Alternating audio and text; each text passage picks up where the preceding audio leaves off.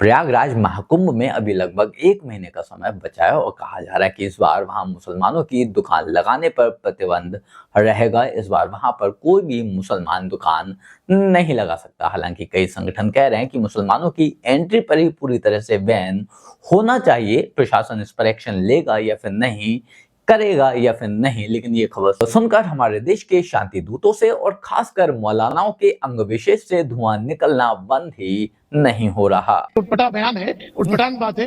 सनातन धर्म सबको जोड़ता है, तो फिर तोड़ने की पॉलिसी कहां से आ गई? तो मुझे लगता है कि देखिए, कोई भी कुंभ है, ये कुंभ हिंदुओं का नहीं, ये सनातन का नहीं, ये देश का कुंभ है। दुनिया भर के श्रद्धालु लोग आते हैं, ना वो हिंदू होता है ना मुसलमान होता है। मुस्लिम लोग जाना चाहते हैं कुंभ, उनकी आस्था बढ़ रही है, नहाना चाहते हैं, वहां कुंभ में डुबकी लगाना चाहते हैं, संगम में, उनकी आस्था सनातन में आ रही है। देखिए, कोई मुसलमान कुंभ में नहाने नहीं जाता, कोई स्नान करने नहीं जाता, नहाने नहीं जाता। कुंभ में कोई मुसलमान नहाने वहाने तो नहीं जानता, उसका आस्था इस्लाम पर है। मौलाना साहब, आप भी जानते हैं और हम भी जानते हैं जन्नत की हकीकत, हमको भी मालूम है, आपको भी मालूम है। कहा जा रहा कोई क्यों जाएगा, क्यों जाएंगे आपके यहाँ? अच्छा जी, राकेश कैसे हो जाता रफीक, और शादी हो जाए तो अगले दिन फिर वो रफीक हो जाता है, और लड़की से कहता तू रेशमा बन। हमारे आज के इस डिबेट में बरेली का ये जाहिल मौलाना हमारे महाकुंभ को एक सेकुलर आयोजन बता रहा था और इसका साथ दे रहा था कांग्रेस का ये जाहिल मुन्ना खान, जिसको लेकर अमिताभ अग्निहोत्री ने अकेले ही इन दोनों को निपटा दिया। वाकई क्या कुछ वो हमारे आज के इस बहस में, इस डिबेट में आप खुद देखिए। ये राय निकल कर आ रही संतों की कि भाई कुंभ में दो चीजें करिए, एक तो जो सनातनी है वही आए कुंभ, बाकी लोग आना चाहते हैं तो कुंभ मेला क्षेत्र से अलग उनका इंतजाम सरकार करे, कोई भी गैर हिंदू मेला क्षेत्र में नहीं प्रवेश करे, एक, और जो सरकारी मुलाजिम लगाए जाएं, अधिकारी और कर्मचारी, वो भी हिंदू ही हो, इस बात को सरकार सुनिश्चित करे। मौलाना नदीमुद्दीन साहब, आप कैसे देख रहे हैं इस बात को, क्योंकि वहां जो सरकारी कर्मचारी हो वो सनातनी हो, इस बात को सरकार सुनिश्चित करे और मेला क्षेत्र में गैर सनातनी का प्रवेश नहीं हो। मौलाना साहब, देखिए, जी, देखिए, ये देश को विभाजन करने की पॉलिसी है। मैं कहता हूं, अगर इनकी मांग मान ली जाए और सनातनी मुलाजिम रखा जाए, तो कल मुसलमानों का कोई इज्तिमा हो या मुसलमानों की कोई मीटिंग हो या ईदगाह की, ईद पर लोग मुसलमान ईद की नमाज पढ़ते हैं, अगर वो डिमांड करें कि सिर्फ मुसलमानों को ही भेजा जाए, कल सिख का कोई बहुत बड़ा सम्मेलन होता है, वो डिमांड करने लगे या क्रिश्चियन डिमांड करने लगे, तो मुझे लगता है कि सरकारी मुलाजिम सरकार का मुलाजिम होता है, ना वो हिंदू होता है ना मुसलमान होता है। आदम खान ने जब कुंभ मेला की जिम्मेदारी संभाली थी तो बहुत साधु संतों ने उनका सम्मान भी किया था। वो जो हमारी बहन बता रही थी कि वो इंसिडेंट हुआ था, वो दुर्भाग्यपूर्ण हुआ था, मगर वो साधु संतों ने कहा था कि आदम खान ने बहुत अच्छी तरीके से इंतजाम किया।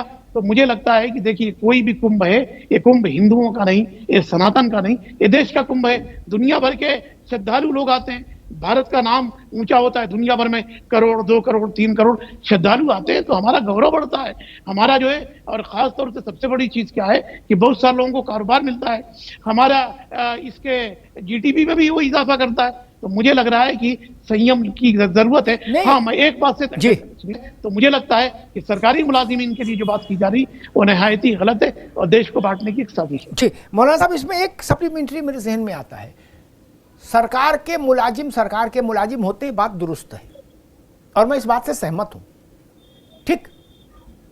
धार्मिक संस्थाएं ये नहीं कहें कि उनके यहां किस धर्म के लोग ड्यूटी पे लगाए जाए, ये ठीक नहीं, लेकिन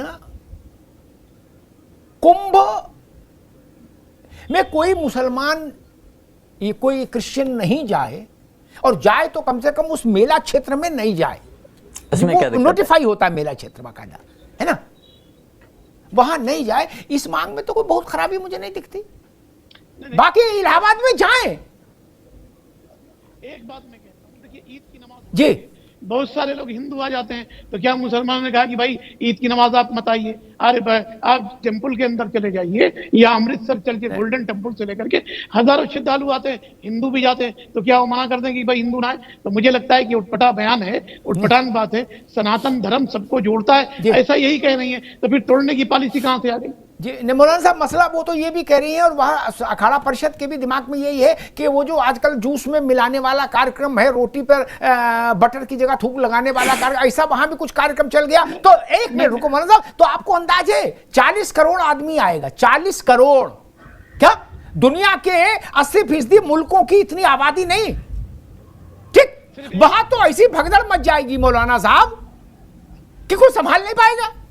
एक इंसिडेंट को जी। आप 30 करोड़ मुसलमानों से जोड़ करके देख रहे हैं, 25 इस तरह से बहुत सारे हिंदुओं का भी, मैं अगर आप वीडियो दिखाऊं कि वो पैर डाल करके खाना पका रहे हैं, फला फला गंदगी कर रहे हैं, तो क्या सारे हिंदुओं को लपेटा जाएगा? तो मुसलमानों के अच्छा, आप ठीक मौलाना साहब, आप ये चाह रहे हैं कि उसमें मुस्लिमों की एंट्री भी खुली रहे, मुस्लिम लोग जाना चाहते हैं कुंभ, उनकी आस्था बढ़ रही है।